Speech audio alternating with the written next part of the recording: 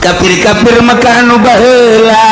teu percayaan ka Kangjeng Nabi, teu percayaan ka Al-Qur'anul Karim. Nyana dagang maju, nyana usaha maju, nyana bisnis maju, berbagai kaulinan keheureyan dunia mah maju. Maksudna naon dimajukeun teh ku Gusti Allah? Supaya nyana terlena dengan kemajuan dunia. Makin maju makin terpercaya ke Al-Quran, makin maju makin ngabohongkeun ke Al-Quranul Karim, makin merasakan mayapak dunia, muyah mayeh bok di joro bok di pintu halayak di tengah maka jalan-jalan oh nyana ke Al-Quran. Kumaha lamun geus pokos kitu maju, mobil aya di aing, kendaraan aya di aing, usaha aya di aing, jabatan aya di aing, ieu istana aya di aing, awewe hayang nu kumaha ge aya di aing. Mana mungkin inget ke Al-Qur'an? Beuki kacau pikiran anak jauh karena percaya ke Al-Qur'an, ngabohongkeun ke Al-Qur'an nyana teh mantep 100%. Terpercaya sama sekali sah Yahudi, terpercaya sama sekali karena Al-Quran sah Nasrani, terpercaya karena Al-Quran sama sekali sah Hindu, Buddha, Konghucu. Kumaha tabakalna sanastadrijuhum min haitsu la ya'lamun. Saetik-saetik bakal ditarik ku Gusti Allah dengan caranya na teu nyahoeun horenganan dunia mah dimomoy ku Gusti horeng geus dicilakakeun horenganan ku Gusti Allah teh haitsu la ya'lamun nyana teu nyahoeun dibongroy ku dunia horeng eusina mah cilaka siksa boh dunia boh akhirat. Sanastadrijuhum min haitsu la ya'lamun teu nyahoeun nyana kafir.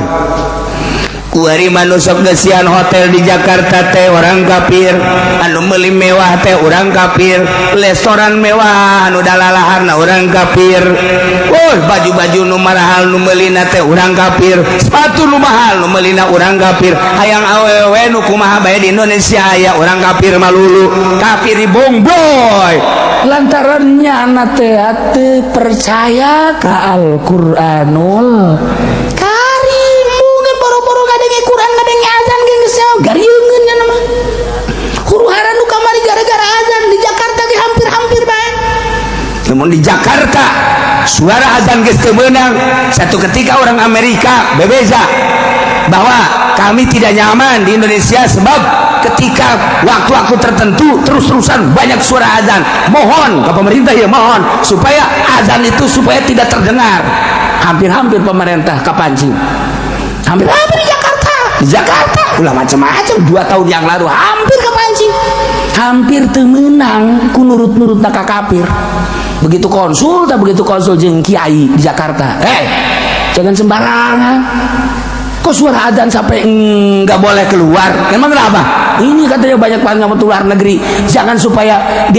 nggak ngedenger tuh bagaimana katanya tuh cak pemerintah. Atuh kalau nggak ngedenger mah gampang, cocokin aja pakai timah ininya. Berapa orang sih orang kafir? Kakara digetak gitu pemerintah kakar kohe. Bila perusiana dicocokkan ku aing. Untung tak kiai Jakarta malah bejakeun kula ngaranna gagah. Hampir itu bos gitu. Coba lamun terus dicekel ku kafir. Oke, ayo gerak. Ya Allah, gubernur kafir, kahandap kafir, engke kujana dirobah lalaunan. Acak-acakan ujian. Nah, secara dunia ya maju. Padahal sanastadrijuhum keur disungkul ku Gusti Allah diisidraj, ditarik lalaunan ke arah cilaka. Maksudnya ke arah cilaka teh dek dikanarakakeun supaya mantep nya teh percaya ka Al-Qur'an, teu percaya ka Al-Qur'an. Ya bohongkeun nu kawari 70%, kuari supaya 100%. Terlena nyana dengan dunia. Sanastadrijuhum min haitsu la ya'lamun nyana teu jahueun keur disungkun ku Gusti Allah. Mobil pang mewahna, imah pang mewahna, pakaian pang mewahna, awewe pang mewahna, pabrik pang majuna, horegan keur disungkun sanastadrijuhum min haitsu la ya'lamun. sing hade urang ge sarua bae lantaran Sayyidina Umar teh waktu keur nyerang Kisra dina kitab Bukhari caritakeun lamma humilailai barang dibikeun ka kawasan ka Sayyidina Umar lantaran diserang ku Sayyidina Umar Kisra eta teh eleh haju menang Sayyidina Umar teh berikut jeung para tentara-tentarana akhirna kapan istana dikuasai ku Sayyidina Umar harta bendana ghanimahna loba diboyong ka Madinah harta bendana segala rupa aya dimimiti alat-alat perang anu canggih saat eta kendaraan saat eta panghebatna uang dirham urang dinar loba luar biasa perhiasan-perhiasan berikut pakaian-pakaian perang loba jasa dibawa ke Madinah kumaha Kang Sayyidina Umar ngadoana Sayyidina Umar mah ngadoa teh yang Gusti kuari segala rupa aya ya alat perang segala rupa aya kendaraan segala rupa aya mewah segala rupa uang emas dinar perak jeung segala aya hayang dahar teh hese hayang minum teh hese Gusti mesti jadi sungkunan ngadoa Sayyidina Umar mah ngadoana Allahumma inni a'udzubika min an akuna mustadrajan fa inni sami'tu taqulu sanastadrijuhum min haitsu la ya'lamun. Sayyidina Umar mah ngomong ngadoana kos gitu. Allahumma ya Allah inni a'udzubika sayyana kaula ngalindung ka Gusti anakuna musadarjat tina yen nabi teh disungkun ku Gusti besi teh jadi sungkunan harta teh lantaran abdi nguping ucapan Gusti sanastadrijuhum min haitsu la ya'lamun ku ayana sakitu Gusti bere hata abdi ulah resep saeutik-eutik acan kana dunia. Sayyidina Umar tuh jadi sakitu lobana bagikeun ghanimah teu hayang saeutik-eutik acan aman negara lantaran jelemana teu hayang kadatangan ku dunia tina sawarehna kiai anu bakal naon kitu ngaranna aman di akhiratna bakal langsung ka surga di mana-mana aya dunia suka imahna cerik besi dunia jadi istidraj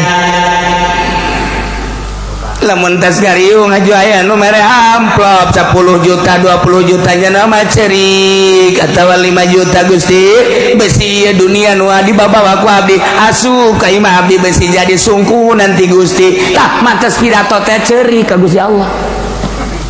percis kos eta bae jatuh pernah cerik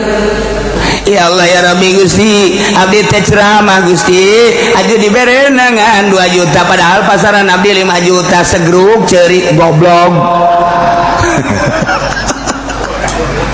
tuh udah kuwadi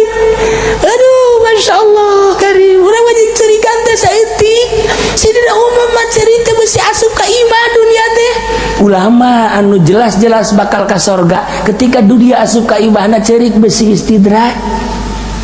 Ya Allah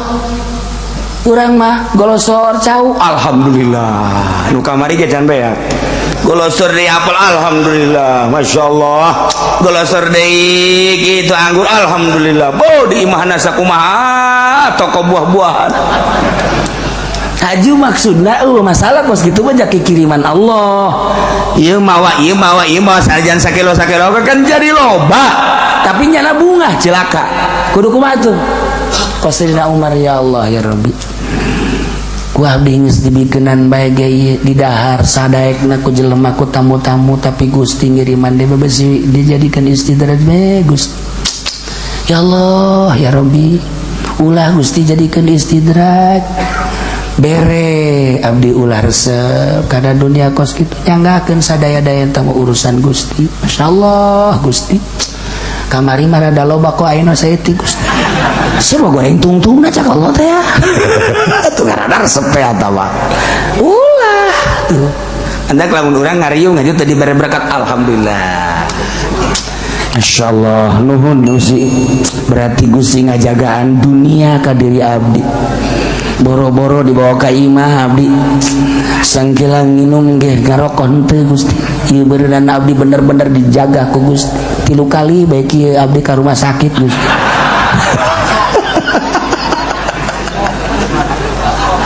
tolong tuh udah nggak ada anak kos gitu pisinin tuh orang walaupun bag loba berkat alhamdulillah baik istirahat terasakan ge dahar sangat sadahar kemudian minum terus orang sare bisa tahajud ente lamun eta tuh bisa tahajud berarti makanan tuh beres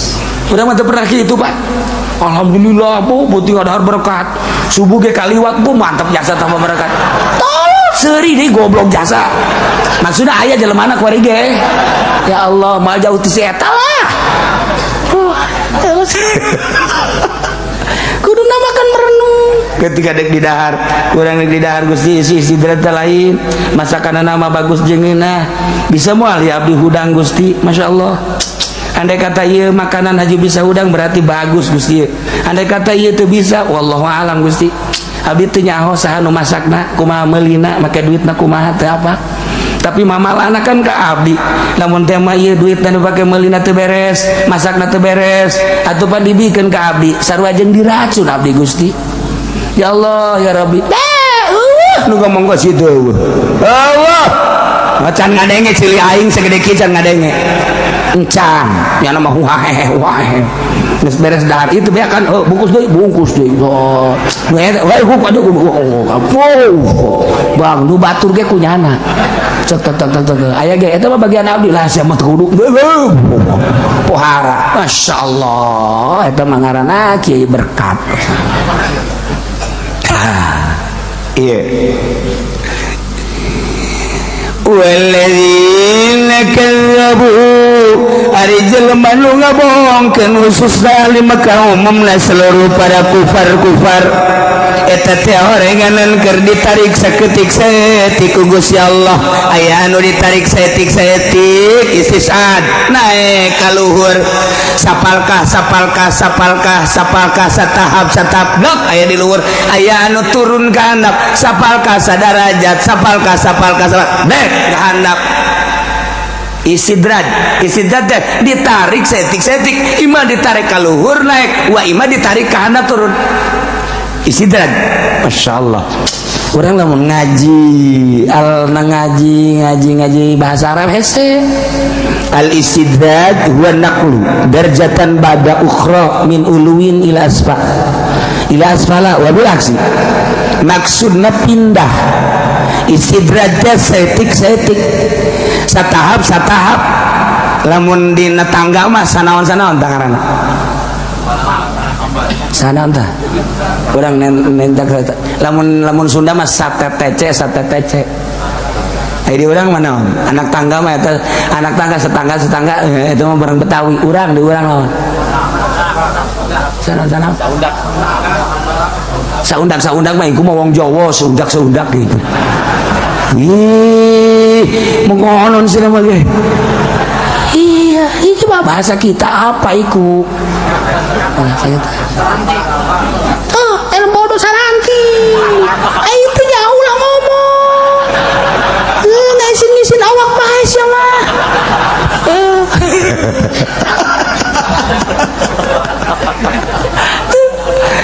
eta teh aya nu ti handap ka luhur aya nu ti luhur ka handap istidraj ngaranna maksudna ditarik saeutik lalaunan aya jelema ku hari ngaji lalaunan saminggu sakali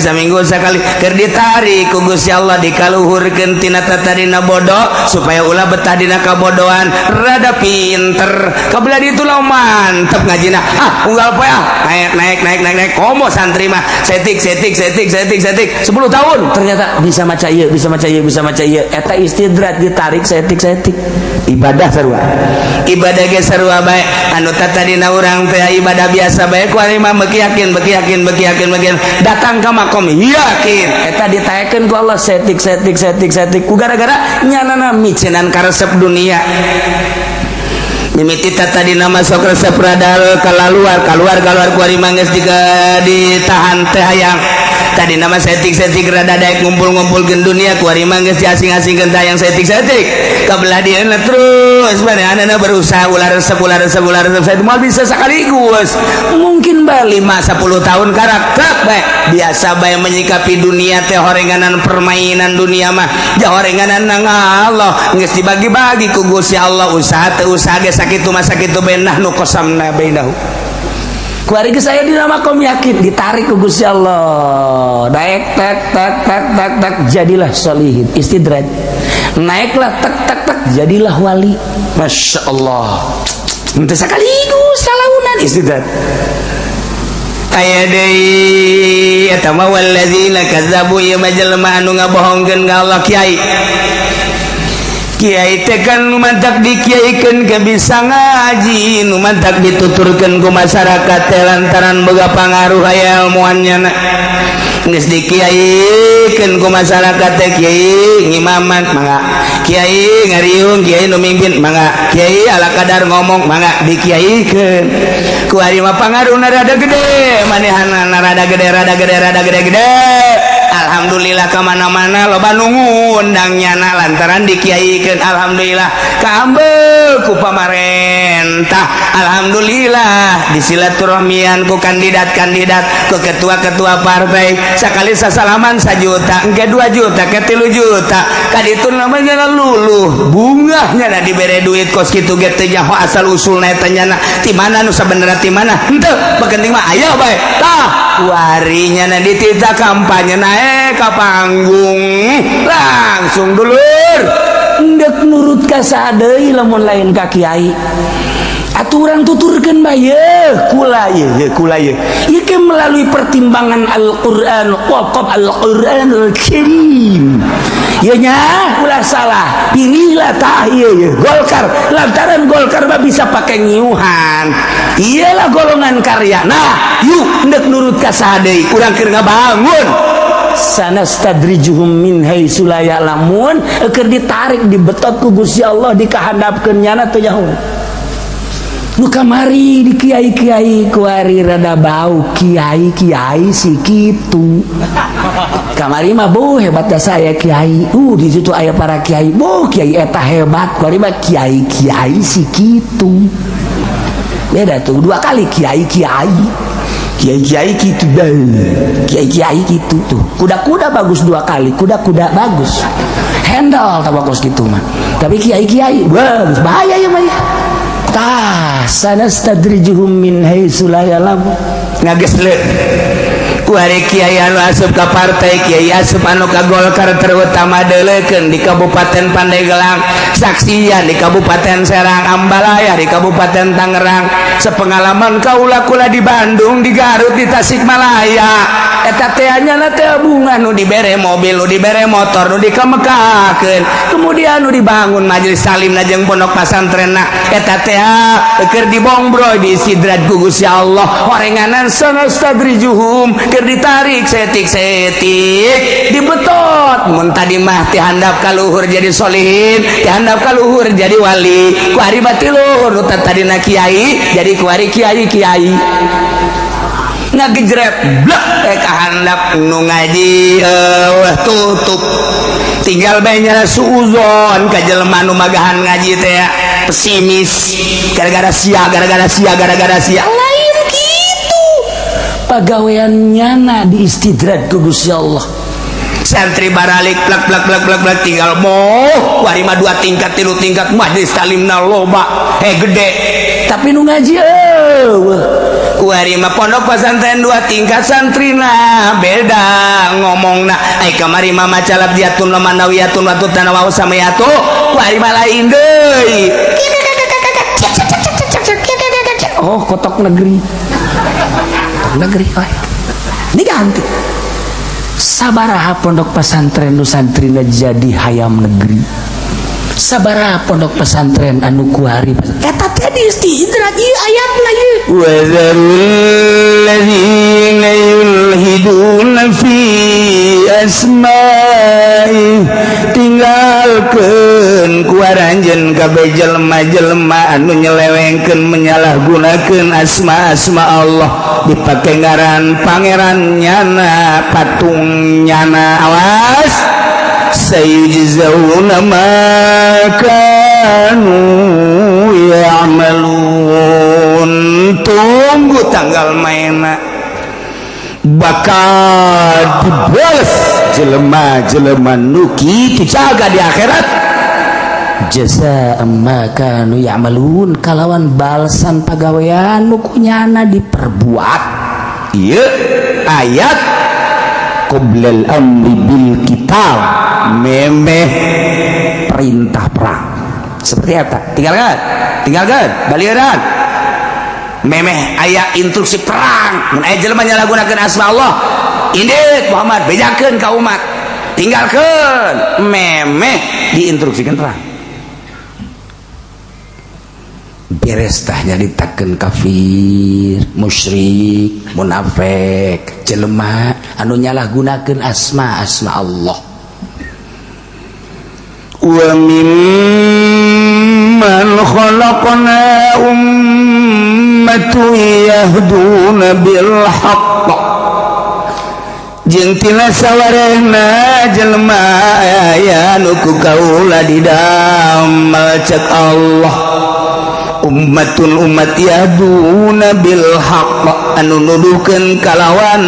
bener wa bihi adilun jeung nyana lurus ajeg adil ku bener eta aya terus beti zaman kangjeng Nabi pupus teh terus estafet ka para sahabat di zaman sahabat teh tegak agama teh lantaran deukeut keneh ka kangjeng Nabi dilanjut ku para tabiin di zaman tabiin ge tegak lantaran deukeut keneh ka para sahabat dilanjut ku atba tabiin di atba tabiin ge masih keneh tegak lantaran deukeut keneh ka tabiin mulai ti atba tabiin rada goyang-goyang ku hari atba rada goyang li atba urang mah ku hari geus atba sesek neangan anu bener teh geus hese pan bisa bener sote urang nuturkeun nu kamari teh nuturkeun nu itu teh nuturkeun nu itu estafet ngaranna silsilah nuturkeun nu itu bener langsung ka Kangjeng Nabi karak ai ieu mah pan guaring putus ha guari nuturkeun nu eta sedengkeun nu eta na ge kos kitu nuturkeun nu itu teh kos kitu atuh geus putus teu boga turus tah tapi cek Gusti Allah Muhammad bejakeun ka umat anjeun saat umat para rutus tina nuturkeun ka leluhur-leluhurna di zaman urang kuari geus para rutus lantaran atuh boro-boro ka Kangjeng Nabi urang maka zaman pejuang 45 bae ge pamarentah teh geus teu nuturkeun leluhur abri geus teu nuturkeun leluhurna polisi kitu keneh rakyat geus kitu keneh ku ari teh meureunanan hararudang eta tulang-tulang anu memperjuangkeun bangsa Indonesia jeung nagara deuleu nyana ka rakyat rakyat sia teh nang aing memperjuangkeun kunaon ku ari diacak-acak tuh kepala polisi nu baheula aduh polisi kunaon sia teh karara itu nang aing ngamerdekakeun baheula berjuang kitu keneh abri Bung Karno beserta Bung Hatta Imam Bonjol jeung Raden Ajeng Kartini Cut Nyadin Patimura dan pejuang-pejuang nu baheula hudangnya duh siapa artinya orang geus tuturkeun nya eta keur carita pejuang eta ku ari Islam nu kamari ieu di zaman masyaallah Syekh Nawawi Tanara zaman Ki Khalil Bangkalan ulah zaman para aulia Allah zaman wali sanga ulah ieu nu kamari ieu terus ka belah dieuna tak zaman Syekh Abdul Karim belah dia terus zaman Ki Hasyim Asy'ari terus ke belah dia Asnawi Kudus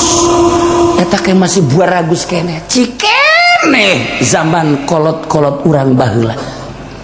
di ditu aya Abuya, di ditu aya Ki Bustomi, di ditu aya Ki Abdurrahman, di ditu aya ajengan Imam, di ditu aya Ayah Banjar, terus sararapu keneh Masya Allah satu suara haram eta haram kabeh, halal eta halal kabeh, bagejlog ditaluturkeun sampaikan kaya rakyat ge ngadenge si ada sia udah jadi pamadatan bahasa kiai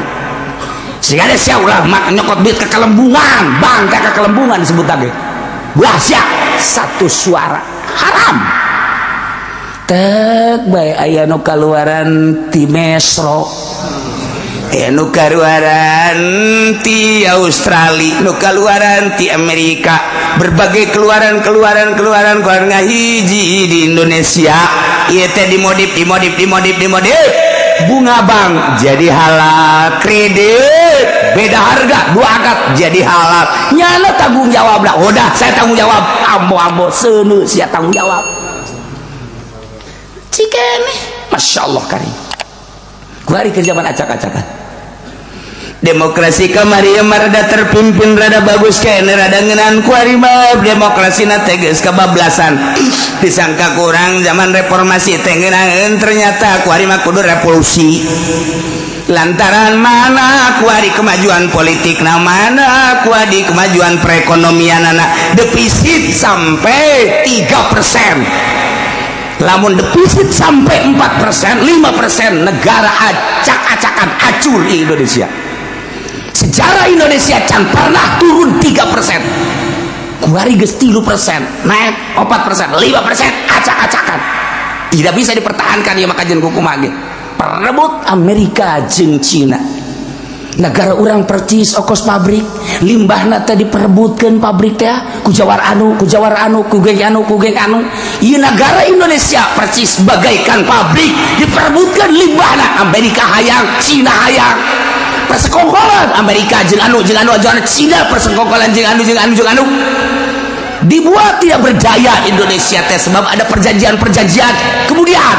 Indonesia pemudana diloloh ku mabok supaya 10 tahun yang akan datang bodoh Indonesia ku bacak aing becak Amerika ku bacak aing becak Cina ku hari keur bercokol di Indonesia persis kos pabrik diperbutkeun limbahna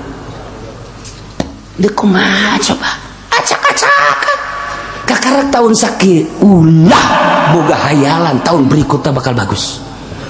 ma min zamanin illa syarrun ba'da terus makin acak-acakan urang mah maot meureunanan komo si eta mah geus kolot geus moal kebal deui tapi kan muncul anak urang muncul incu urang sementara mabok merajalela di mana-mana mun nyaritakeun tentang mabok berarti kan aya penjualna lamun nyaritakeun aya penjual berarti kan aya ekspor di luar negeri kok begitu aman aya polisi jeung abri kok begitu aman sih wallahu a'lam seperti etalah keberadaan negara urang pikir ku urang diantep ieu negara urang lamun cacak tuh pondok pesantren anu lillahi ta'ala Banten, Pandeglang, Serang, Tangerang, Bogor, Jawa Tengah, Jawa Timur, Padang, Aceh mun kiai pondok pesantren salaf wallahu a'lam Indonesia lain cakula intelijen jaritakeun Indonesia masih kuat lantaran masih banyak pondok pesantren salaf Amerika sabaraha ribu di urang ngaintelanana geus teu serab jalaku pemerintah ku birokrasi urang geus teu serab jalaku kiai-kiai modern sebab keinginannya sama dengan dia ingin beli mobil ingin istana ingin wanita sama dengan aku hanya beda motif doang tapi pondok pesantren salaf dibere duit ki podoli leutik tedekeun gede insyaallah atuh eta mah deureuh dibere keneh aja bae di batu kudu dibere da merusak jasa pantah mah tuh belanja tuan rusak mah acak-acakan tah nu dipake ka serep ge ketika geus didaekeun ngadahar duit pemerintah geus teu daekeun kemewahan pondok keun sederhana tetapi mantep. Naon kitu ngaran moralna. Ieu anu masih kene diperhitungkeun. Anu masih kene hudang ti peuting motifna naon? Allah. Eta nu masih kene didenge ku Gusti Allah. Cacak jelema hudang ti peuting Allah-Allahan nu teu bermotif semata-mata Allah. Wallahu alam. Jakarta geus dikumahakeun meureun. Tangerang geus dikumahakeun meureun. Banten geus dikumahakeun meureun. Indonesia wallahu alam. Untung masih kene aya nu hudang ti peuting. Ki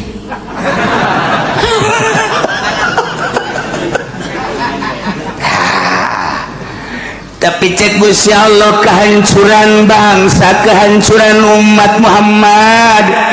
bejakeun ka umat-umat anjeun terus khususnya ieu teh ka urang mah ka umumna mah kakabehan termasuk urang kuari dibaca dihartikeun sakemampuan urang bejakeun Muhammad wa mimman khalaqna tina sawarena jelema nu kukula didamal cek Gusti Allah aya ummat yahduna bil haqqi anu terus bae nuduhkeun kalawan hak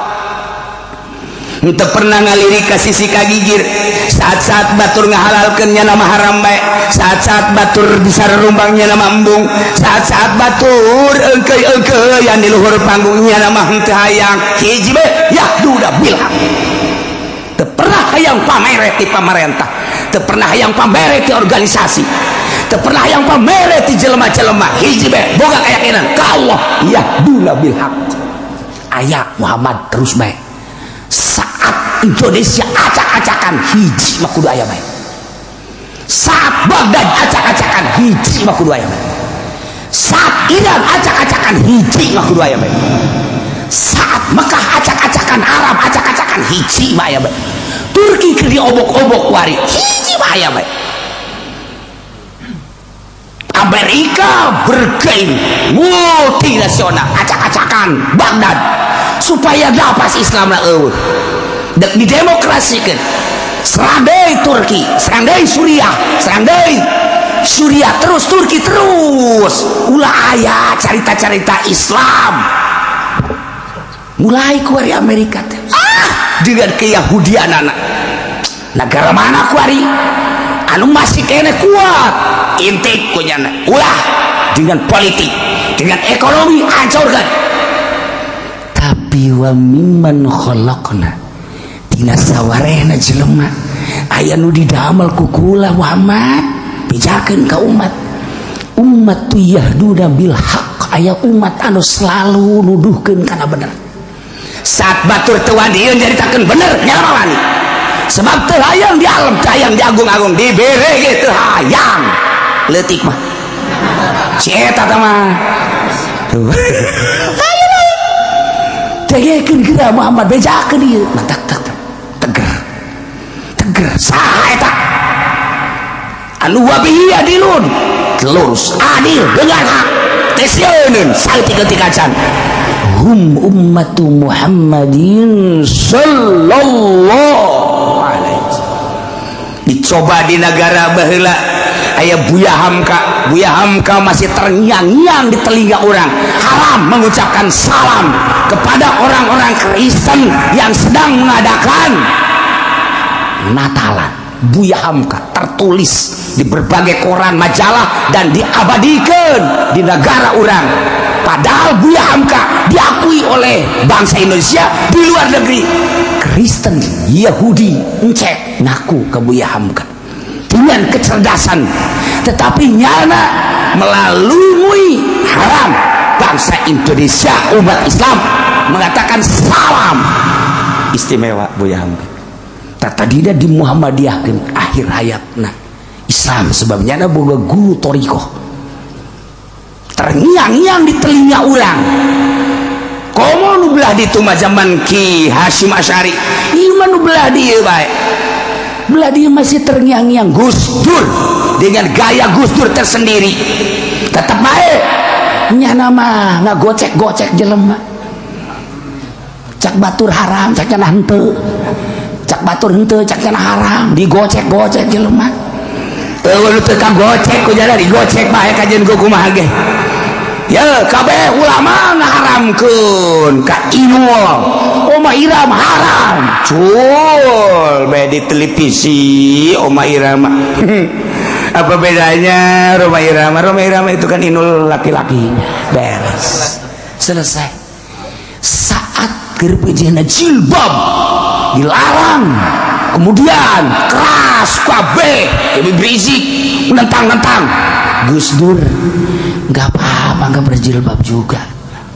babari jasa Gus Dur digocek kabeh ujung-ujungnya horenganan keur di lobi ku Gus Dur nyaritakeun salam selamat pagi haram, masak pakai selamat pagi ya ku Gus Dur yes. Dan lain-lain digocek-gocek ku Gus Dur. Tapi berubah wajah Indonesia teh berubah kok makin membaik, kok Islam makin lekat nyana kunjungan ke berbagai negara, nama Islam Salafi pernah dibawa kunyana dengan kekuatan Gus Dur, dengan cara Gus Dur sendiri. Ketika nyana dilengserkan make celana pendek dengan gaya Gus Dur sendiri, terbukti kuari jasadna masih utuh muzarah sampai ayeuna teu pernah putus-putus. Terbukti kewalian Gus Dur cak wali. Terus kabelah dieuna saha deui nu kurang didenge, saha deui nu kurang didenge setelah Gus Dur. Tinggal aya hiji deung Habib Lutfi. Di pemerintah teu main jana mah, di politik teu main, di organisasi ge di NU teh nya nama daek-daek hante-hante, tapi deres rada didenge kene ku berbagai kalangan. Tinggal hiji nyana. Andai katanya da eueuh kumaha, andai kata ieu mah caritakeun, ieu keur caritakeun wa mimman khalaqna ummatan yahduna bil haqq wa bihi ya'dilun. Nyekelan hak, dengan haknya lurus jujur, dengan gayana masing-masing. Ki Hasyim Asy'ari kitu gayana, Kiai Yahid kitu gayana, Kiai gitu Buya kitu gayana, Gus Dur kitu gayana, terus sampai ayeuna Habib Lutfi kitu gayana ya nama gitu bae gayana. Tetapi napas Islam jadi luhur, Thariqah jadi luhur, NU jadi kanyahoan salah nate kunyana nu nyaritakeun. Ketika orang-orang NU nyaritakeun bener nyana teu pernah nyalahkeun, tapi ketika nyana nyaritakeun kelurusan begini ternyata NU geus keluar tidak kelurusan, berarti garaku saralah. Tinggal hiji nyana wa mimman khalaqna tina sawarehna jelema nu kukula didamel waman umat yahduna bil haqqi aya umat anu terus bae nuduhkeun kana bener. Jang supaya jelema ka mana sih ieu, ka mana sih ieu, oh ieu tra dihasudan teureun. Ulah disangka teh dihasudan, malah nu ngahasudanana makin loba tapi makin merepek. Coba gedeuleukeun sebabnya ka Allah hiji, Allah delekeun, Allah ngadekeun, Allah nyahun nyana sieun ka Allah. Aya bakalna nu diangkat ku Gusti Allah boga makom-makom tertentu anu terus benar. Iyalah umat Kangjeng Nabi Muhammad sakumaha dina hadis dijelaskeun, la tasalun min ummati ummatan qaimatan bi amrillah la yaturhum min man khadalahum wa la man khalafahum hatta yati amrullah wa hum ala dzalik. Bual eureun-eureun ti umat kaula Muhammad Kangjeng Nabi hadis qudsi dibejakeun ka balerea. Moal eureun-eureun Kangjeng Nabi ti umat kaula aya umat anu terus bae nangtungkeun negakeun bi amrillah urusan Allah. Haram caritakeun haram, halal caritakeun halal, makruh sunah tu pernah sieun laya turhum man khadahum, teu pernah ngabahayakeun ka jelema nu ngahinakeun kanyana. Pemerintah nyaca terus bae, kiai-kiai nu sejen nyararaca terus bae dengan penuh keyakinan ka Allah, teu pernah gimir, teu pernah sieun disensarikeun ku kiai, ku ustad, ku masyarakat, ku terus bae mah dek didegekeun dek teu Allah bae pokona mah. Aya ta umat model kitu ditimbulkeun ku Gusti Allah saat mana bae aya bae. Wala man khalafahum teu sieun ka jelema nu nyulayan kanya we cenah si anu mah teu nuturkeun ka kiai sabodok cenah kelompokan mah teu nuturkeun ka kajeun cenah pemerintah ge teu nuturkeun bae bae aing mah deuk aing we ka Allah abe ka tembong jelema acak-acakanana jeung rusakna ketika nyana terus we ka Allah nyana teh dituturkeun rusakna berarti sekian persen ketika jalan terus we ka Allah jelema jacan ka jalan rusakna berarti kajahoan terus mal eureun tesieun ku jelema ngahinakeun ku nyulayan hatta ya'tiya amrullah wa hum ala dzalik hingga datang perintah Allah maut nyana tetep bae dina tegas hiji wa mimman khalaqna tina sawarehna manusia aya anu ku kaula diramal Gusti Allah umatun lain hiji umat loba bisa oge per negara hiji per kabupaten hiji atau aya bentuk organisasi ummatu yahduna bil haqq wa bihi ya'dilu Masya Allah urang ngadenge ieu bunga alhamdulillahirabbil alamin saat jelema megol aya tuturkeun saat jelema mamang kembali kanu bener saat jelema kebingungan aya jang cecekelan selalu aya bae moal dibeakeun ku Gusti Allah acak-acakan politik jeung ekonomi jeung budaya aya bae nu lempeng dek didengekeun dek teu nyaritakeun benerna politik nyaritakeun benerna ekonomi nyaritakeun benerna budaya ketika kajahoan politik nu bener nu salah bakal kajahoan ketika nyaritakeun ekonomi nu bener nu salah bakal kajahoan negara urang kuari politikna keur acak-acakan kajahoan ekonomi geus dikuasai ku Yahudi urang ngaji takrib urang ngaji patul muin pelbah jaritakeun bab muamalah perekonomian geus teu kapake saeutik-eutik acan tapi terus bae nya namanya nyaritakeun deuk dipake deuk henteu wa bihi ya'dilun masyaallah lurus adil moal eureun-eureun la yazal ummati moal eureun-eureun la tazalu min ummati moal eureun-eureun ti umat kaula ummatan qaimatan bi amrillah bunga urang setiap saat aya bae zaman Kangjeng geus jelas Kangjeng terus sahabat wah khulafaur rasyidin zaman tabi'in terus zaman asbat tabi'in aya bae muncul bae ulama-ulama anu yahduna bil haqqi wa bihi yadilun zaman mazhab Imam Malik, Imam Hanafi, Imam Syafi'i, Imam Ahmad bin Hanbal. Terus ke belah dia blok. Zaman Tuan Syekh Abdul Qadir. Belah dia blok. Zaman Imam Ghazali. Belah dia deh plak. Zaman Imam Nawawi. Belah dia zaman ulama-ulama belah dia termasuk Syekh Nawawi Tanara. Terus Kiai Hasyim Asy'ari kemudian gitu Madura Kiai Khalil Bangkalan terus diteruskan aya bae penerus anu kita pernah gideg satik-atik acan yahduna bil haqqi wa bihi ya'dilu engke mah nu bener teh kan diceungserikeun nu bener teh diseungserikeun kuloba-lobana nu jore diseungserikeun kuloba-lobana lu jore bakal disengsirikeun nu bener teh tapi nya mah biasa bahasa bodoh disengsirikeun ge aing mah kieu bae dihina dicaci dibaki aing mah kieu bae boga patokan keyakinan ka Allah tapi kebal eta mah cobaan doang mulai boga perhitungan kan masyarakat ya urang kos kieu amat ditungtun ku kiai etanya asana cabrek ieu menang itu menang ieu menang itu menang nu haram ja cak aing mah ih si eta mah jar kitu bae kabeh haji urang kudu mere bae ka nyana mah deui masyaallah jadi paksa ieulah itulah ieu teh urang neangan nu bener yuk engke ge neangan nya set kapagi mulai ditinggalkeun kan kiai nu eta teh kulantaran ditinggalkeun mah beuki dahsyat teh ngomongna macam-macam ih aiku Allah endek diluhurkeun mah luhur bae endek ku Allah dikahandapkeun mah handap bae kanjeun kuku mah emang nu nyana ilmu emang nu nyana nu Allah awas ya nyalahgunakeun ilmu nutup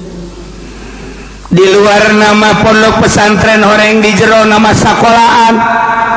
di luar nama ayat suci Al-Quran orang di jero nama poswan,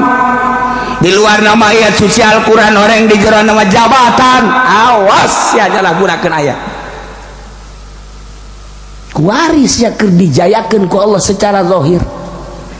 ganti panggung pindah panggung awas sakedeung deui ngagejret sia deulekeun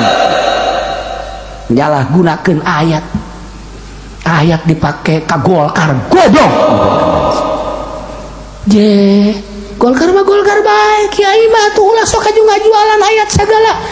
ayat di teangan sapi lah pakai ka Golkar sapi koneng lah pakai ka Golkar itu kumaha coba haju tangkal asal aya tangkal dikulkan aya di Quran kan aya tangkal hayu pakai ngajual Golkar moal kebel ya umur kiai deulekeun udang-udang tinggal udang-udang sorban ngangsar ka hadap bila perlu tambahan deui panjang deulekeun sia ngeson sia kajen kumaha nyalahgunakeun ayat ji bang riba dihalalkeun moal kebel ulah dilawan Ki Uci cenah ngaharam-ngaharamkeun sagala bunga bang sagala mal maju negara atuh aing mah urusan jeung baju negara ieu lempangkeun ku sia dorong pajukeun ieu negara ku sia teu deunang ban ku sia aing mah teu maksud ngamajukeun negara aing mah ngamaksud ge ngamajukeun umat nu aya di negara supaya ulah maksiat dah sia mari lawan sia ku aing deulekeun ngesot sia kajen ku kumaha ngaharamkeun ngahalalkeun segala kredit segala nabe Ki Uci bagi ortodok ya atuh aing mah emang belajar tun ortodok aing mah sia nu modern sakumaha kemodernan sia halalkeun ku sia dalilan ku sia ngadu sia jeung aing emang aing teu bisa ngan aing mambung seleh aing izin jadi teu Ki Uci cenah boga ka izin eleh mah pagon izin aing ge sarua bae embung izin ke Allah lu kos gitu diurus-urus di debat-debat kudu geus atuh kan ngesot aya kiai anu ngahalalkeun kredit ku hari setruk minta cai ka kula cenah budu cenah ieu cenah negara minta cai ka Ki Uci cenah mentana negara-negara boga salah ka Ki Uci salah naon tuh jeung aing cenah kula ngahalalkeun kredit teu urusan si Allah jeung jeung aing cia tuh gitu mah yang dikapak sia ngatak henteu naon henteu urusan jeung Allah aing mah teu geus gahampura tiba lagi geus gahampura memeh lahir aing geus gahampura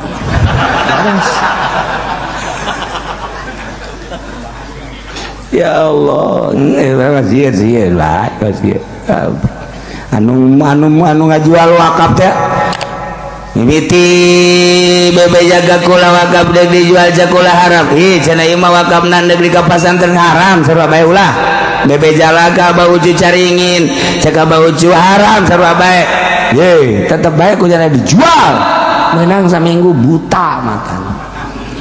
menang sabulan stroke terus teu bisa neuleuh teu bisa leumpang dibawa ke mana bae heran deh eta dokter cek dokter penyakitan buku setruk penyakitan dokter Brown dokter tolong penyakitan buku kan dijaga teu leumpang penyakitan eta si dokter kan salah nyana dokter goblok dah mah cek medis maksudnya penyakitan cek kan dokter mah darah bagus kemudian atau jantung bagus paru-paru bagus dan lain sebagainya iya nggak ada penyakit cek tuh ini nggak bisa jalan ini mah nggak bisa jalan juga nggak tahu lah coba ke orang bisa cek darah teh mungkin ini mah kesurupan kali dokter ya di Indonesia mah macam-macam segala percaya kesurupan segala naon dokter ilmu dokter baik yang udah juga saya juga pernah kayak gitu orang pengalamannya nah dokter udah pernah kesurupan asal salah kawas lamun tadi nyaritakeun umat manusia nu yahduna bil haqi urang teh bunga lantaran setiap saat aya bae jelema anu henteu kagieung-gieung ku situasi jeung kondisi nyamanna nama tetep bae nyekelan hak Al-Quran terus bae kunyana dibaca dihartikeun dikembangkeun nyana mah teu sieun dihina dicaci dimaki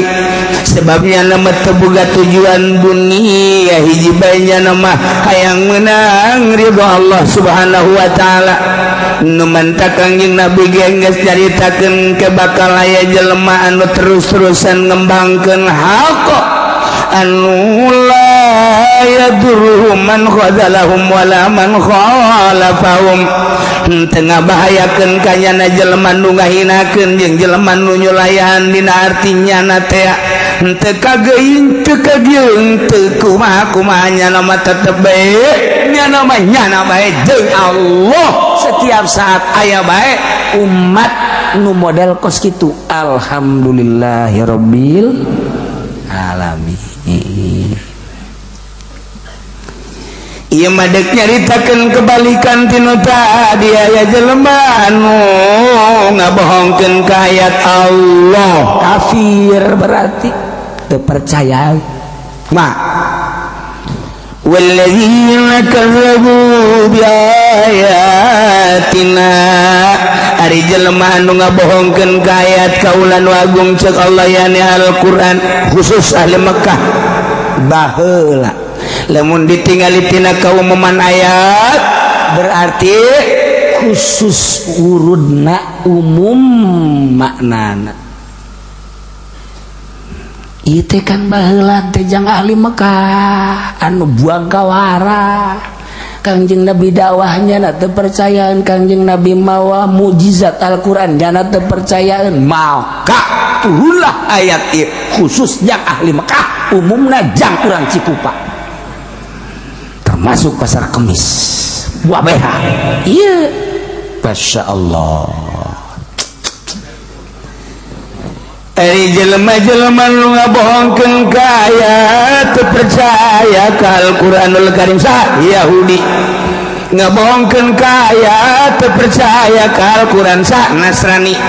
ngabohongkeun ka ayat teu percaya sah Buddha sadeu Hindu sadeu seluruh kafir nu teu percaya kana Al-Qur'anul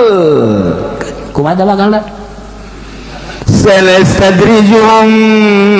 min haitsu la ya'lamun engke ku kaula bakal ditarik saeutik teh kalem teu sakaligus darjah ba'da darjah Masya Allah ditarik ka mana ya ditarik ilal hila karena rusak min haitsu la ya'lamun dengan caranya na teu nyaho kafir-kafir Mekah anu baheula teu percayaan ka Kangjeng Nabi teu percayaan ka Al-Qur'anul Karim nyana dagang maju nyana usaha maju nyana bisnis maju berbagai kaulinan keheureyan dunia mah maju maksudna naon dimajukeun teh ku Gusti Allah supaya nyana terlena dengan kemajuan dunia makin maju makin terpercaya ke Al-Quran makin maju makin ngabohongkeun ke Al-Quranul Karim makin merasakan mayapak dunia muyah mayeh bok di joro bok di pintu halayak di tengah maka jalan-jalan oh nyana ke Al-Quran kumaha tah lamun geus pokos kitu maju mobil aya di aing kendaraan aya di aing usaha aya di aing jabatan aya di aing ieu istana aya di aing awewe hayang nu kumaha ge aya di aing mana mungkin inget ke Al-Qur'an beuki kacau pikiran anak jauh karena percaya ke Al-Qur'an ngabohongkeun ka Al-Qur'an nyana teh mantep 100% percaya sama sekali sah Yahudi, percaya sama sekali karena Al-Quran sah Nasrani, percaya karena Al-Quran sama sekali sah Hindu, Buddha, Konghucu. Kumaha tabakalna sanastadrijuhum min haitsu la ya'lamun. Saeutik-saeutik bakal ditarik ku Gusti Allah dengan caranya na teu nyahoeun horenganan dunia mah dimomoy ku Gusti Horeng dek dicilakakeun horenganan ku Gusti Allah teh haitsu la ya'lamun nyana teu nyahoeun dibongbroy ku dunia horeng eusina mah cilaka siksa boh dunia boh akhirat. Sanastadrijuhum min haitsu la ya'lamun teu nyahoeun nyana kabir. Urang Amerika datang ke Indonesia usaha nyanyian pabrik, urang Vietnam urang dan Jepang datang ke urang nyanyian pabrik, urang Korea datang ke urang nyian pabrik di urang teh usaha, urang Cina datang ke urang teh dijadikan lapangan kerja emang dibuka ku pemerintah teh silakan demi untuk maslahatan rakyatna,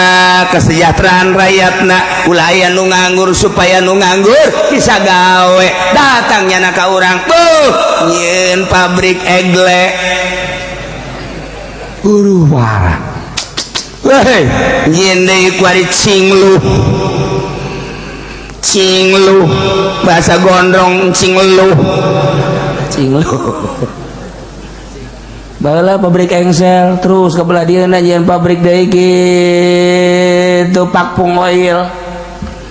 PPO Pakpung Oil teh terus kabelah dieun pabrik-pabrik wah malaya Cina kuari Korea Amerika ge termasuk kumaha maju nyana mah sebab dimodalan ku negara. Datang ke orang teh nyukut duit negara dengan caranya natea perjanjian jeung negara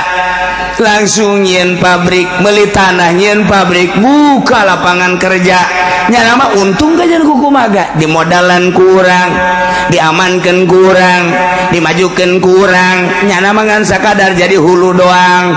Mana coba pabrik anu ngaran Haji Soleh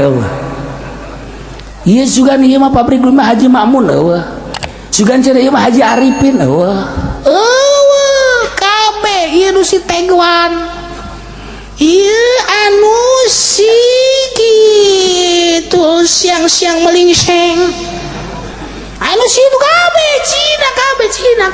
tanah ge tanah Cilongok nu Cina kabeh Keptos nu Cina kabeh kaete kabeh nu Cina kabeh kuari geus teh Cina dibere babari Cina mah lantaran ieu negara urangna babari jasa disogok tata langsung tata mah birokrasina babari jasanya maju kuari manusok gesian hotel di Jakarta teh orang kafir anu meuli mewah teh orang kafir restoran mewah anu dalalaharna orang kafir baju-baju nu mahal nu meulina teh orang kafir sepatu nu mahal nu meulina orang kafir hayang awewe nu kumaha bae di Indonesia aya orang kafir malulu kafir di bongboy lantarannya anak teh percaya ka Al-Qur'anul Karim mungkin boro-boro ngadenge Quran ngadenge azan ge geus garieungeun nya mah huru-hara nu kamari gara-gara azan di Jakarta ge hampir bae. Namun di Jakarta suara azan geus teu meunang satu ketika orang Amerika bebeza bahwa kami tidak nyaman di Indonesia sebab ketika waktu-waktu tertentu terus-terusan banyak suara azan mohon ke pemerintah ya mohon supaya azan itu supaya tidak terdengar hampir pemerintah kapancing hampir di Jakarta ulah macam-macam 2 tahun yang lalu hampir kepancing hampir teu meunang ku nurut-nurut ka kafir begitu konsul jeung kiai di Jakarta jangan sembarangan kok suara adzan sampai nggak boleh keluar emang kenapa ini katanya banyak banget ke luar negeri jangan supaya nggak ngedenger tuh bagaimana katanya tuh cak pemerintah atuh kalau nggak ngedenger mah gampang cocokin aja pakai timah ininya berapa orang sih orang kafir kakara digetak gitu pemerintah kakar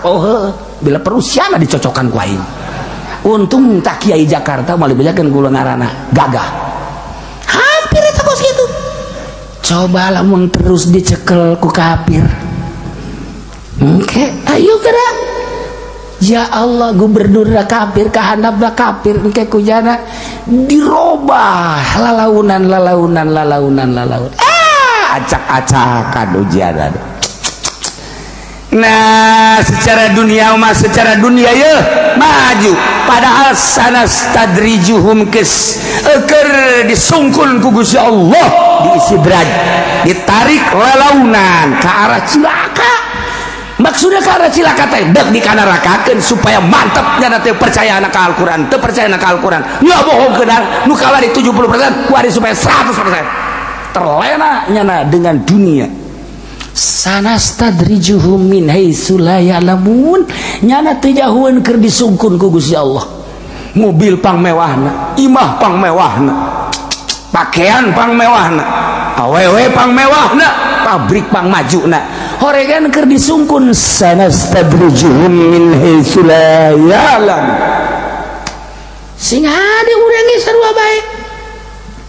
Lantaran Sayyidina Umar teh waktu keur nyerang Kisra, dina kitab Bukhari caritakeun lamahum ilailai barang dibikeun ka kawasan ka Sayyidina Umar lantaran diserang ku Sayyidina Umar Kisra. Eta teh eleh haju menang Sayyidina Umar teh berikut jeung para tentara-tentarana. Akhirnya kapan istana dikuasai ku Sayyidina Umar, harta bendana gonimahna loba diboyong ka Madinah, harta bendana segala rupaya.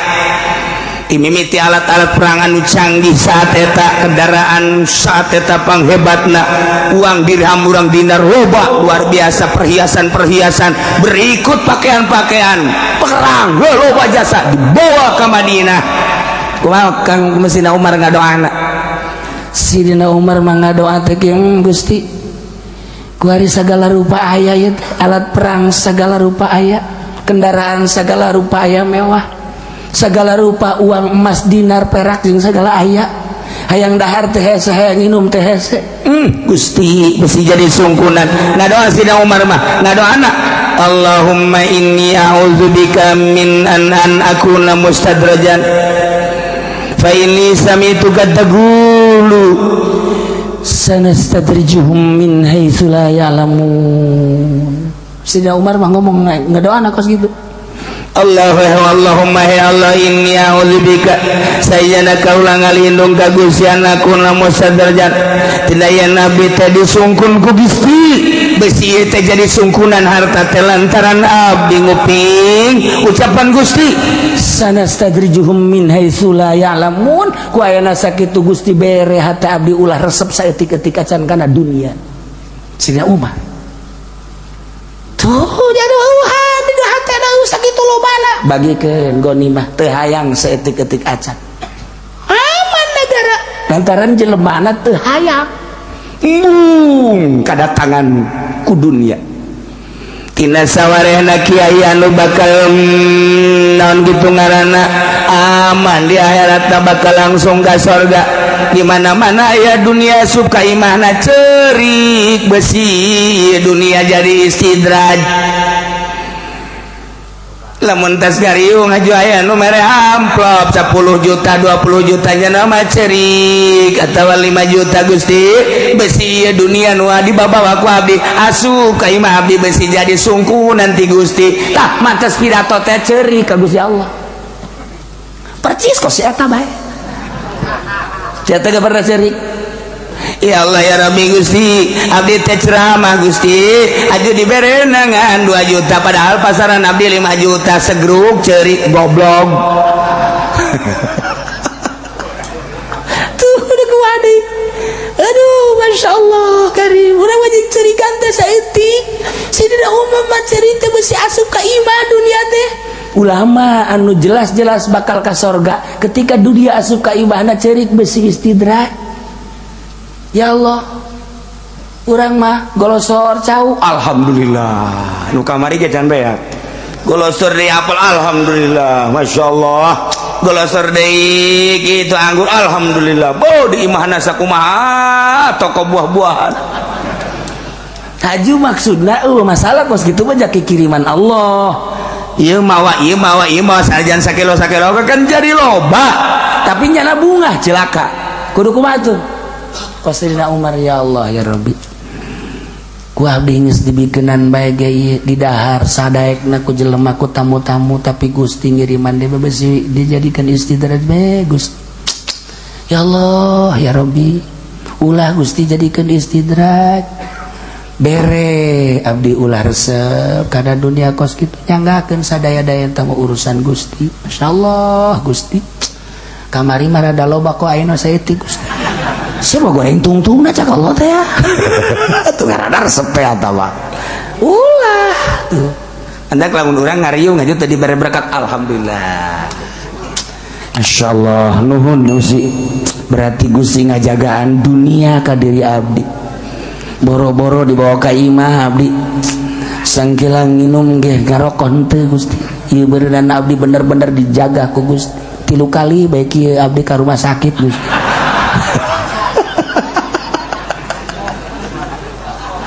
Tolong budak ngadoana kos gitu pisieun. Tuh urang mah lamun loba berkat alhamdulillah ba istidraj. Rasakeun ge dahar sanggeus sadahar kemudian minum terus orang sare bisa tahajud henteu. Lamun eta teu bisa tahajud berarti makanan teu beres. Urang mah teu pernah kitu Pak. Alhamdulillah bu putih dahar berkat. Subuh ge kaliwat bu mantap jasa tambah berkat. Tolong seuri deui goblok jasa. Maksudnya aya jelemana kuari ge.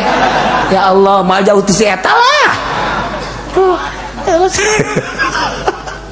Kuduna makan merenung ketika dek di dahar kurang dek di dahar Gusti isi istidraj lain masakan nama bagus jengeunah bisa moal ya abdi hudang Gusti. Masya Allah. Andai kata ieu makanan haju bisa hudang berarti bagus Gusti. Andai kata ieu teu bisa wallahu alam Gusti. Abdi teu nyaho saha nu masakna kumaha meulina make duitna kumaha teu apa. Tapi mamalana kan ka abdi. Lamun teh mah ieu duitna dipake meulina teu beres, masakna teu beres, atuh pan dibikeun ka abdi, sarua jeung diracun abdi Gusti. Ya Allah ya Rabbi. Nu ngomong ka situ eueuh. Allah. Macan ngadenge cili aing segede kieu can ngadenge. Encan, nya mah huahe. Geus beres dahar itu bae kan bungkus deui. Nu eta we ku adu Bang, nu batur ge kunyana. Cek aya ge eta mah bagian abdi lah sia mah kudu pohara. Masyaallah eta mah ngaranna kiai berkat. Iya. Walladzina kadzabu ari jelema nu ngabohongkeun khususna maka umumna seluruh para kufar eta teh orenganan keur ditarik saketik saeutik ku Gusti Allah. Aya anu ditarik saeutik istisad naik ka luhur sapalkah satahap blok aya di luhur. Aya anu turun ka handap sapalkah sadarajat sapalkah dek ka handap. Istidraj teh ditarik saeutik imah ditarik ka luhur naik wa imah ditarik ka handap turun. Istidraj. Masya Allah. Orang lamun ngaji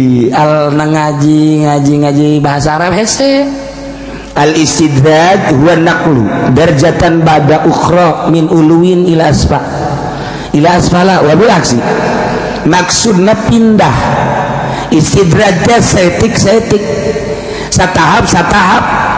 lamun dina tangga mah sanaon tangarana. Sanaon tah? Orang nentak lamun Sunda mah satetece di orang mana anak tangga mah eta anak tangga setangga itu mah barang Betawi urang di urang lawan sana saundak mah iku mah wong Jawa saundak gitu. Ih mengonon sih mah ge iya iki mah bahasa kita apa iku saya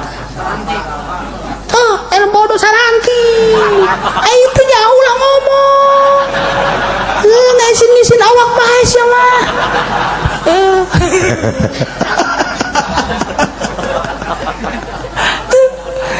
eta teh aya nu ti handap ka luhur aya nu ti luhur ka handap istidrat ngaranna maksudna ditarik saeutik lalaunan aya jelema ku ari ngaji lalaunan saminggu sakali keur ditarik ku Gusti Allah dikaluhurkeun tina tatadina bodoh supaya ulah betah dina kabodohan rada pinter kabelah ditu lah mantep ngajina unggal poe naik komo santri mah setik 10 tahun ternyata bisa maca ieu eta istidrat ditarik setik ibadah ge sarua bae anu tatadina urang teh ibadah biasa bae ku ari mah beki yakin datang ka makom yakin eta ditaekeun ku Allah setik ku gara-gara nyanana micenan karesep dunia mimiti tatadina masuk resep radal keluar ku ari mah geus ditahan teh hayang tadi nama setik rada daek ngumpul-ngumpulkeun dunia ku ari mah geus diasing-asingkeun tayang setik kabelah dieuna terus bareana berusaha ulah resep saya moal bisa sekaligus mungkin bae 5-10 tahun karakter bae biasa bae menyikapi dunia teh horenganan permainan dunia mah ja horenganan nang Allah geus dibagi-bagi ku Gusti Allah usaha teu usaha ge sakitu mah sakitu benah nu qasamna bainahu kuari ge saya dinamakom yakin ditarik ke Gusti Allah daek tak jadilah solihin istidrat naiklah tak jadilah wali Masya Allah ente sakaligus salaunan istidrat aya deui eta mah walladzina kazzabu ya majalma anu ngabohongkeun ka Allah kiai teh kan numantak dikiaikeun ke bisa ngaji numantak dituturkeun ku masyarakat teh lantaran boga pangaruh aya ilmuannya geus dikiaikeun ku masyarakat teh kiai ngimaman mangga kiai ngariung kiai nu mimpin mangga kiai ala kadar ngomong mangga dikiaikeun ku ari mah pangaruhna rada gede manehanna rada gede alhamdulillah kemana-mana loba nu ngundang nyana lantaran dikiaikeun alhamdulillah kaambeu ku pamarentah alhamdulillah disilaturahmian ku kandidat ku ketua partai sakali sasalaman 1 juta engke 2 juta ke 3 juta kaditu namanya luluh bungahnya da dibere duit kos kitu ge teh nyaho asal usulna eta nyana ti mana nu sabenerna ti mana henteu penting mah aya bae tah warinya na ditita kampanye naik ka panggung langsung dulur ndek nurut ka sadeui lamun lain ka kiai aturan tuturkeun bae kula ieu ieu melalui pertimbangan Al-Qur'an waqaf Al-Qur'anul Karim ieu nya ulah salah pilihlah tah ieu Golkar lantaran Golkar mah bisa pake nyiuhan iyalah golongan karya nah yuk ndek nurut ka sadeui urang keur ngabangun sanastadrijuhum min haitsu la ya'lamun keur ditarik dibetot ku Gusti Allah dikahandapkeun nyana teu nyaho nu kamari di kiai-kiai ku ari rada bau kiai si kitu kamari mah boh hebatnya saya kiai di situ aya para kiai boh kiai eta hebat ku ari mah kiai si kitu beda tuh 2 kali kiai gitu dah kiai gitu tuh kuda bagus 2 kali kuda bagus handle tabakos gitu mah tapi kiai bagus bahaya ya mah tah sanastadrijuhum min haitsu la ya'lamun ngagesle ku ari kiai anu asup ka partai kiai asup anu ka Golkar terutama deuleukeun di Kabupaten Pandeglang saksian di Kabupaten Serang Ambalaya di Kabupaten Tangerang sepengalaman kaula kula di Bandung di Garut di Tasikmalaya eta teh anyana teh bunga nu dibere mobil nu dibere motor nu dikamekakeun kemudian nu dibangun majelis salimna jeung pondok pasantrenna eta teh keur dibongbroy di sidrat ku Gusti Allah horenganan sanastadrijuhum keur ditarik setik dibetot mun tadi mah teh handap ka luhur jadi solihin teh handap ka luhur jadi wali ku ari batiluhur nu tadina kiai jadi ku ari kiai ngagejret blek kahandap nu ngaji tutup tinggal bae nyana suuzon ka jelema nu magahan ngaji teh pesimis gara-gara sia lain kitu pagawean nyana di istidrad ku Gusti Allah. Santri baralik plak plak plak plak plak tinggal moh kuari mah 2 tingkat 3 tingkat majelis talimna loba gede Tapi nu ngaji eueuh. kuari mah pondok pesantren 2 tingkat santrina beda ngomongna ai kamari mah macalab diatun manawiyatun wa tutanawa samayatu kuari mah lain deui. Oh, kotok negeri. Kotok negeri wae. Diganti. Sabaraha pondok pesantren nu santrina jadi hayam negeri. Sabaraha pondok pesantren anu kuari eta teh di istidraj ieu ayatna ieu. Bacakeun di hareupeun Kiai Mui, bacakeun di hareupeun Kiai Golkar, bacakeun di hareupeun kiai anu sok di partai. Walladzina kazzabu bi ayatina, jelema-jelema kiai anu ngabohongkeun kana ayat ai ngabohongkeun sakaligus henteu tapi menyalahgunakeun kana ayat. Sana sadrijum ieu teh bakal ditarik ku Gusti Allah saeutik min haitsu la ya'lamun nya mah henteu nyahoan dengan cara teu nyahoan horenganan keur dibetot ka handap kamari mah manggung di luhur kuari geus aya ngagedep le di handap. Tetep bae hayang dikiaikeun ku batur lamun ditanya teh di kiai nya nama marah padahal mah santri teu boga pangajian eueuh kumaha tuh tapi tetep bae lamun teh dikiaikeun marah goblok sia kiai aing teh kiai emang aya santri kiai boga pangajian henteu mana tuh hayang kiai bae tetep dipertahankeun ku aing bae pan ai kiai mah meureun boga pangajian kiai boga santri eta kiai aya majelis taklim aya pondok eta ngaran kiai aya santrian kuari mah santri baralik bubar kabeh haju kuari majelis taklimna ge geus eueuh haju nyanana magahan ngaji ge geus henteu haju manehna tetep bae hayang di kiai-kiai eta kan disidratkan ku Gusti Allah bacakeun ayat ieu ka kiai modal kos kitu maksud aku mah abeh merenung nyana aing ieu datang ka kiai kuari ge encan ngarasa salah bahwa nyana asup ka Golkar ku goblok-goblok da kiai eta ku tolong laki kiai kau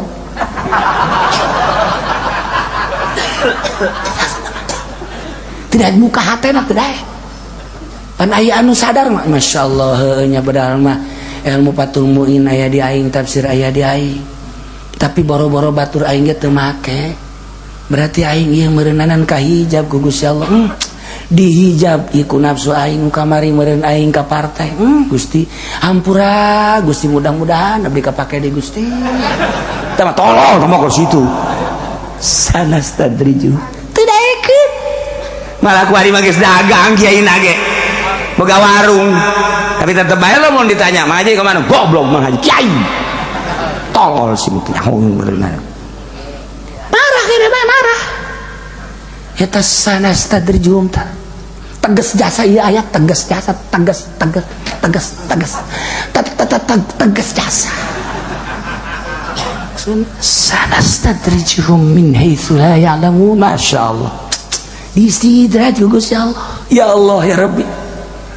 baheula keur boga pondok pesantren salap mah manehanna pada santrin aya 10 aya 20 sengit kadengena bagus kadengena mun ngomong didengekeun bari dipake haju mun aya riung-riunganna tuku batur teh ya gitu naon ngaranna diondang malah teu kaladenan ondangan teh malah loba anu teu diijabah lantaran ngarasa capek jakerna Allah ieu tapi sengit lalaunan ngagesernya na jadi muitak mui sibuk mobil jadi boga padahal istidraj imah jadi bagus padahal istidraj kuari mah make calana dan lain sebagainya padahal mah santri balik pengajian eueuh nyana teh gupak dirinya keur istidraj ditarik dikahandapkeun set jante min haitsu